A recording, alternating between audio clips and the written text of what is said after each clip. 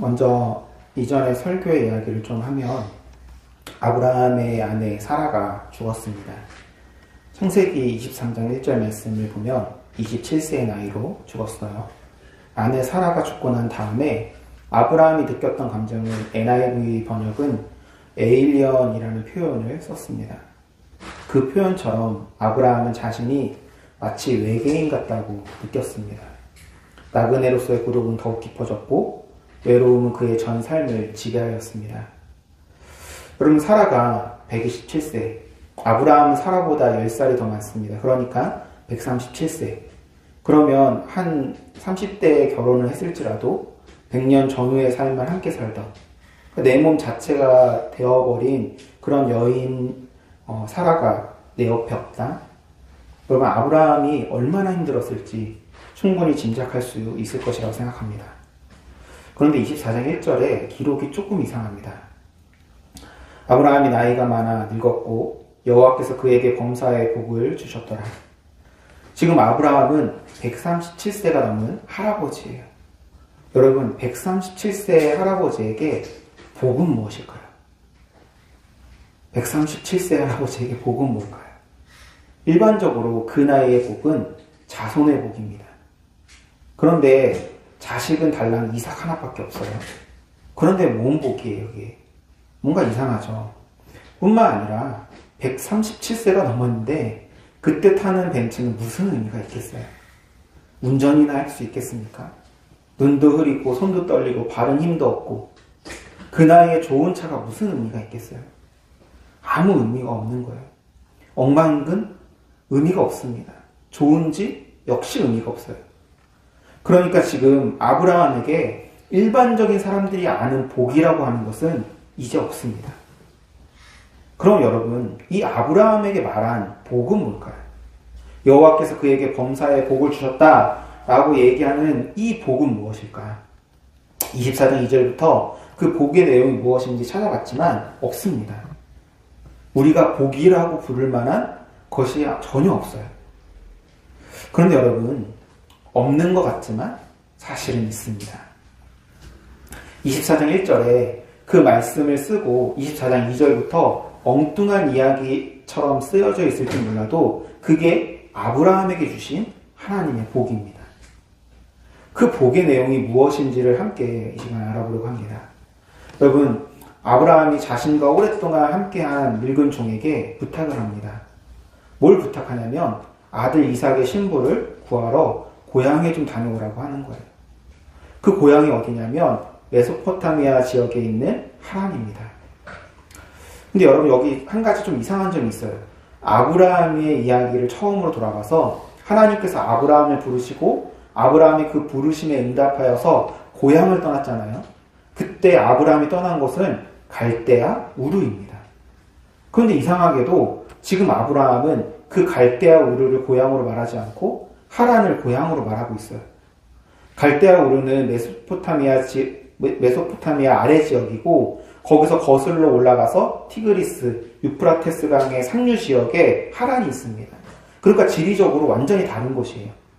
그런데 아브라함은 왜 갈대아 우르가 아닌 이 하란을 고향이라고 말하고 있는 것일까요? 그럼 창세기 11장 말씀을 보면 아브라함이 아버지 데라와 함께 갈대아 우르를 떠나서 가나안을 향해 가다가 어느 한 지역에 머물게 되어집니다. 그곳이 바로 하란이에요. 그곳에서 아버지 데라가 죽을 때까지 꽤 오랫동안 살았던 것으로 보여집니다. 시간이 흘러서 데라가 죽었을 때 아브라함이 하나님의 명령을 따라 다시 가나안으로 떠나는 이야기가 창세기 12장에 기록되어져 있어요. 이처럼 아버지 데라가 묻혀 있고 그리고 자신이 하나님의 말씀을 따라 다시 가나안으로 출발한 그 지점이 자신의 새로운 고향처럼 느껴졌던 것입니다.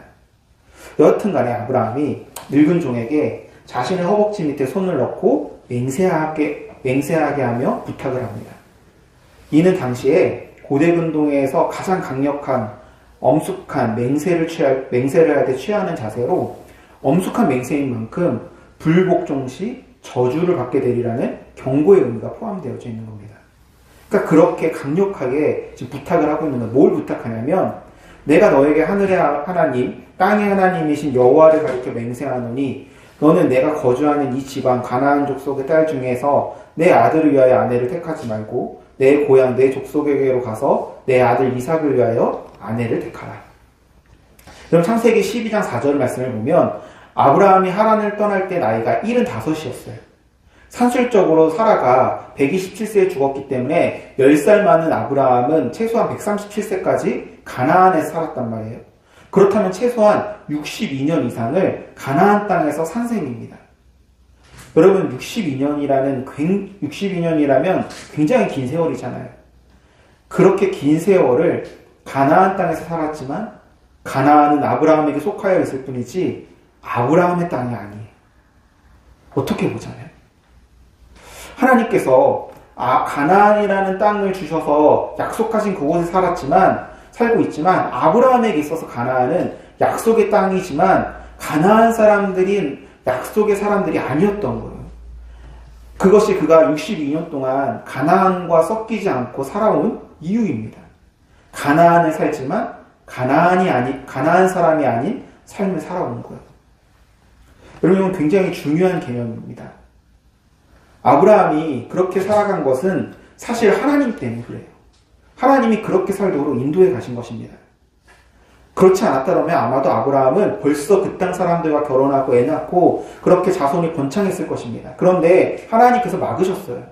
사라 외에 어떤 여자를 통해서도 후손을 이어가는 것을 허락하지 않으셨습니다. 하나님께서 아브라함을 가나안 땅에 보내셨지만 그로 하여금 가나안 사람이 되라고 한 것은 아니라는 것입니다. 여러분, 우리가 이 세상을 살고 있지만 이 세상 사람이 되라고 하는 게 아니에요. 비록 이 세상을 살지만 이 세상 사람이 아닌 삶을 살아야 하는 거라고요. 그게 아브라함의 정체성이고 우리 크리스천의 정체성인 것입니다. 여러분, 더더욱이 중요한 것은 아브라함은 지금 고향을 기억하고 있다는 사실입니다. 아브라함의 아름다움은 뭐냐? 내가 누구인지를 잊지 않는 거예요. 137세가 되도록 자신의 정체성을 지키면서 잊지 않고 살아온 거예요. 비록 이 세상에서 살지만 이 세상에서 어울려 이 세상과 더불어 이 세상을 누리며 살아가는 사람이 아니라는 것. 여러분, 이건 멋있지 않습니까? 가나안 땅에 살지만 가나안 사람이 되지 않는 것. 137세가 되고 이 세상을 살지만 이 세상 사람이 되지 않는 것. 세상 속에서 크리스천으로 살아가는 것. 여러분, 62년간 이 정체성을 지켜온 것. 그것 자체가 하나님의 은혜에 대한 아브라함의 응답이었고 그것이 곧 하나님과 동행한 삶이었던 것입니다. 그런데 문제가 있어요. 그렇게 단호한 아브라함을 바라보면서 늙은 종이 고민이 생긴 거예요. 무슨 고민이냐면 하란 땅에 가서 이삭의 신부감을 구했는데 그 여자가 그 신부감이 안 쫓아오면 어떻게 해야 되는지 이런 현실적인 고민이 생겼습니다. 그래서 이 늙은 종이 아브라함에게 뭐라고 얘기하냐면 그때는 아들 이삭을 데리고 가서 선을 보게 한 다음에 그 다음에 데려와도 되겠죠? 라고 물었어요. 그러자 아브라함이 이렇게 대답을 합니다. 아브라함이 그에게 이르되 내 아들을 그리로 데리고 돌아가지 아니하도록 하라. 데려갈 수 없다라는 얘기예요. 하늘의 하나님 여호와께서 나를 내 아버지 집과 내 고향 땅에서 떠나게 하시고 내게 말씀하여 내게 맹세하여 이르시기를 이 땅을 내 씨에게 주리라 하셨으니 그가 그 사자를 너보다 앞서 보내실지라 내가 거기서 내 아들을 위하여 아내를 택할지니라. 이 땅을 내 씨에게 주리라. 이 기가 막힌 하나님의 말씀을 아브라함은 기억하고 있었습니다. 이 땅을 내 씨에게 준다는 말씀은 땅의 종속을 뜻합니다. 가나안 땅은 하나님께서 아브라함에게 주신 땅입니다. 그리고 그것은 하나님께서 아브라함을 부르실 때 아브라함에게 주셨던 꿈, 너로 인해서 모든 족속이 복을 받는 그 꿈이 완성되는 곳입니다. 여러분, 여기서 착각하는 게 뭐냐면 가나안이라는 땅이 무슨 신비로운 힘이 있고 거룩한 땅이라고 생각하는 거예요. 아닙니다. 그건 그저 땅일 뿐입니다. 그런데 어떻게 가나안은 약속의 땅, 거룩한 땅이 된 것인가? 먼저 하나님의 꿈이 아브라함에게 주어졌고, 이후에 아브라함은 계속 자기 마음대로 애국을 꿈꾸며 살았지만 그런 아브라함을 하나님께서는 당신의 거룩한 백성으로 빚어가셨습니다. 애국과 가나안, 세상과 하나님, 그 경계선에 있었던 아브라함을 하나님께서는 당신 안으로 끌어당기셨어요. 그리고 결국 아브라함이 깨달은 거예요. 아내 사라의 죽음을 통해 이곳은 내 집이 아니라는 사실을, 내가 돌아갈 곳은 하나님의 품이라는 사실, 그리고 처음 자신을 부르신 하나님의 꿈을 깨달은 것입니다. 그리고 그때 비로소 아브라함은 사라의 무덤을 사는 것을 시작으로 가나안에 처음으로 자기의 땅을 갖게 된 것입니다. 바로 그 순간이 아브라함에게 주어졌던 하나님의 꿈이 성취되는 지점이고, 비로소 가나안은 거룩한 땅이 된 것입니다.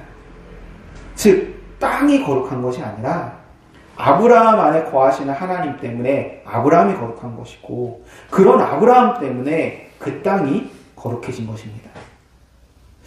여러분, 우리는 그동안 오해해왔어요. 땅이 거룩한 것이라고. 그러나 가나안 땅이 거룩한 것이 아니라 하나님이 계시기 때문에 그곳이 거룩한 것이고, 아브라함에게 특별한 목적을 가지고 주어졌기 때문에 그곳이 거룩해진 것입니다. 우리는 보통 죽어서 가는 저 하늘나라만 거룩한 곳이라고 생각합니다. 천국? 물론 거룩한 땅이죠. 하나님이 계시는 곳이니까. 그럼 여러분, 오늘날 여러분이 살아가고 있는 이 땅, 여러분이 살아가고 있는 삶의 현장은, 여러분에게 하나님께서 특별한 목적을 가지고 주신 그 땅은, 이 세상은, 이 삶은 거룩한 곳인가요? 거룩하지 않은 곳인가요? 만약에 여러분이 이 세상을 하나님과 동행하며 함께 걸어간다면 이 세상, 이 삶은 거룩한 곳입니다. 그러나 하나님 없이 살아간다면 이 땅은 거룩한 곳이 아닌 거예요. 여러분, 사실 가나안 땅은 척박하고 메마른 땅입니다. 황량한 땅이에요. 그런데 성경의 이야기를 자세히 읽어보면 이스라엘 백성들이 하나님을 인정하고 하나님을 잘 섬기며 그분의 뜻을 따라 살아갈 때는 그 땅에 풍년이 와요. 왜? 이른 비와 늦은 비로 돌보시는 하나님의 은혜가 함께 있기 때문입니다. 그러나 그들이 하나님을 멀리하고 우상을 따라갈 때는 그 땅은 그 원래의 모습, 척박하고 메마른 땅이 되어버립니다. 당연히 흉년이 찾아오는 거예요. 여러분, 땅은 땅일 뿐이에요. 아브라함의 이야기의 전체에 걸쳐서 계속 반복해서 이야기하고 있지만 가나안의 핵심은 하나님과의 함께함, 즉 하나님과의 동행입니다. 그곳에서 하나님과 함께 사는 것, 그것이 가나안의 의미인 것입니다. 아브라함이 이것을 알았어요. 그래서 그에게 중요한 것은 그 땅 가나안에서 하나님의 은혜 안에서 살아가는 거예요. 모리아 산 때도 그렇고 자신의 인생 전체에 역사하셨던 하나님의 준비하신 여호와의 이레를 그는 기억하고 있었던 것입니다. 그래서 종에게 걱정하지 말라고 하는 거예요. 이미 여호와께서 먼저 일하시고 계시기 때문에 그가 그 사자를 너보다 앞서 보낼지니라. 여러분, 이것이 바로 1절에 여호와께서 그에게 범사에 복을 주셨다라고 할 때의 복입니다. 지금 이 사건 속에서 늙은 종이 걱정하는 것은 의미가 없는 거예요. 지금까지 살아온 날 동안 아브라함이 경험한 것은 모든 일에 하나님께서 준비하시는 여호와 이레의 경험이었기에, 그러니까 의심할 수 없는 확신과 기억을 지금 가지고 있는 것입니다. 그런 아브라함이 늙은 종에게 이렇게 쇠기를 박는 말을 합니다. 만일 여자가 너를 따라오려고 하지 않는다면 나의 이 맹세가 너와 상관이 없다. 만일 여자가 따라오지 않으면 그건 아무것도 아닌 그냥 끝난다는 거예요. 억지로 데려올 필요 없다라는 거예요. 여러분, 그 이면에는 뭐가 있는 거예요? 하나님에 대한 절대 확신이 있는 거예요. 그가 살아온 기억 속에 남아있는 하나님의 존재에 대한 확신, 137년을 살아온 그 삶의 끝에 아브라함은 그 확신 위에 서서 이렇게 결정할 수 있었던 것입니다. 여러분, 아브라함 아시죠? 우리가 그동안 아브라함을 쭉 공부해왔잖아요. 실수투성이, 추악하고 비겁하고 고집스럽고 자기만 아는 아주 이기적인 존재였어요. 아니, 그거 이상 더 많은 것으로 표현해도 모자란 존재가 아브라함이에요. 아브라함의 역사 속에 그 차갑고 검붉은 가시들이 박혀있고 그것이 여전히 선명하게 남아있는 거예요. 그것이 순간순간 떠오를 때마다 견딜 수가 없는 것입니다. 그런데 기가 막힌 것은 그 박혀있는 가시 사이사이에 하나님이 계셨어요. 그 가시들 옆에 하나님께서 당신의 은혜를 박아두셨습니다. 아브라함이 감추고 싶은 자신의 부끄러운 죄의 자리마다 하나님의 은혜를, 당신의 거룩한 아름다움들을 박아두셨다고요. 여러분, 이것이 은혜예요. 그래서 아브라함의 실수와 죄악은 도리어 새로운 시작이었고 기회였던 것입니다. 그건 기억하고 있다. 그게 몸속에 박혀 있는 거예요. 이게 지금 아브라함의 존재됨이고 그게 오늘 성경이 말하고 있는 여호와께서 그에게 범사에 복을 주셨다의 뜻입니다. 이미 그 몸속에 박혀있는 하나님의 거룩한 계획과 은혜들, 여러분 너무 아름답지 않나요? 이 말씀을 읽으면서 저를 돌아봤습니다. 돌아봤더니 저도 아브라함처럼 실수투성이었고 아브라함처럼 추악하고 비겁하기도 했고 더럽기도 했습니다. 제 인생의 역사에 남아있는 것들이. 근데 여러분, 이 조영범이라는 역사, 그 어두운 역사, 보고 싶지 않은, 눈을 감고 싶은 바로 그 역사의 현장, 비참했던 그 순간순간마다 하나님 말이죠, 선명하게 저의 뼛속에다가 제 몸속에다가 당신의 빛을 박아놓으셨더라고요. 저의 실수와 죄악의 현장, 그 비참한 밑바닥에 하나님은 언제나 함께 하셨습니다. 그 은혜 때문에, 그 하나님 때문에 다시 시작할 수 있는 거예요. 하나님께서 저를 꾹꾹 찌르실 때마다 그 은혜를 경험하면서 제가 회개하고 돌아서고 그렇게 다시 시작할 수 있는 기회였습니다. 바로 그것들을 제 몸이, 제 정신이, 제 신앙이 기억하고 있다고요. 그게 조영범이라는 존재의 내용이고 그게 저의 복입니다. 아브라함이라는 존재가 살아온 날 동안 경험했던 수없이 많은 그 비참한 이야기들을 창세기 12장부터 22장까지 아주 처절하게 정확하게 나열해 놓은 이유, 그 행간에 숨어있는 하나님의 은혜가 같이 박혀 있었던 것을 박혀 있는 것을 우리에게 보여주시는 이유, 아브라함이 지금 이렇게 결정할 수밖에 없는 이유가 뭐냐 하면 그 몸에 박혀 있는 하나님의 은혜가 죄로 번복되어진 속에서 여전히 빛나고 있는 하나님의 은혜가, 그 모든 죄를 상쇄시키는 하나님의 은혜가 그를 그렇게 살게 한 것입니다.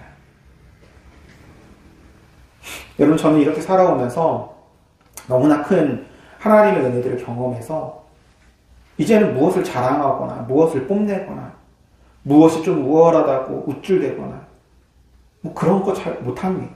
못하겠어요. 그따위 것들은 영성의 천박함입니다. 스스로를 정직하게 살펴서 자신 속에 있는 하나님의 용서와 은혜를 알게 되면 그렇게 살 수 없습니다.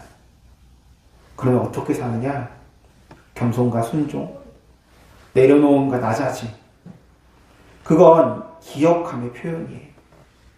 하나님의 은혜가 내 뼛속에 박혀 있기 때문에 그 기억을 따라 그렇게 살 수밖에 없는 것입니다.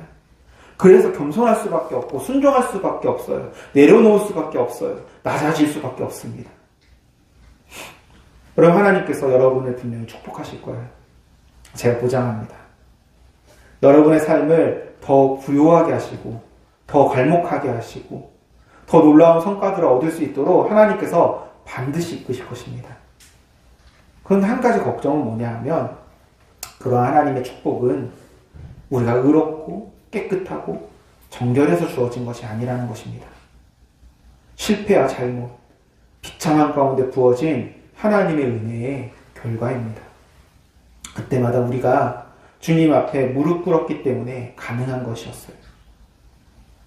그런데 그 무릎 꿇는 것이 계속되어야 한다는 것입니다. 그래서 그것이 반복되어져서 우리의 나이가 지긋이 되었을 때, 머리는 희끗희끗해지고 60, 70이 되었을 때 우리의 존재는 어떤 모습이어야 되냐면 말할 수 없는 겸손과 말할 수 없는 낮아짐과 그냥 그 속에 풍덩 빠지고 싶을 만큼 깊이의 너그러움이 존재하고 있어야 한다는 것입니다. 바로 그런 크리스천들이 세상을 걸어갈 때 세상이 아름다워지는 것입니다. 여러분, 아브라함은 하나님이 주신 복대로 살았습니다. 그는 자신의 몸에 박혀있는 하나님의 은혜를 뺄 수가 없었어요. 그 옆에 그 은혜가 박혀있는 바로 그 옆에 자신의 죄와 수치와 더러움과 아픔들이 깊이 박혀있기 때문입니다. 사랑하는 여러분, 그것을 기억하는 것이 바로 신앙입니다. 이제 다시 살아가셔야 돼요. 여러분의 몸에 박혀있는 하나님의 은혜들을 기억하면서 다시 일어나시고 여러분에게 부어진 하나님의 꿈을 다시 꿈꾸며 다시 걸어가야 합니다. 여러분의 삶을 한번 더 되돌아보시기 바랍니다. 가장 비참했던 순간, 가장 부끄러웠던 순간, 눈을 감고 싶은 그 순간, 그 기억 속으로 돌아가 보세요. 그러면 보이실 거예요. 그 어두운 기억 바로 옆에 박혀있는 하나님의 은혜가 보이실 것입니다. 그때 나를 놓지 않으셨던 하나님, 그때 다시 일으켜 세우셨던 하나님, 그때 울고 있는 나를 끌어안으셨던 하나님이 보이실 것입니다. 그것이 보이는 순간 여러분은 아브라함처럼 고백하게 될 거예요. 여호와께서 나에게 범사에 복을 주셨구나. 벤츠가 없어도, 억만금이 없어도, 자식이 열이 아니어도 내 뼛속에 박혀있는 이 은혜가 내 인생의 가시마다 함께 박혀있는 하나님이 나의 복이라고 그렇게 고백하시게 될 것입니다.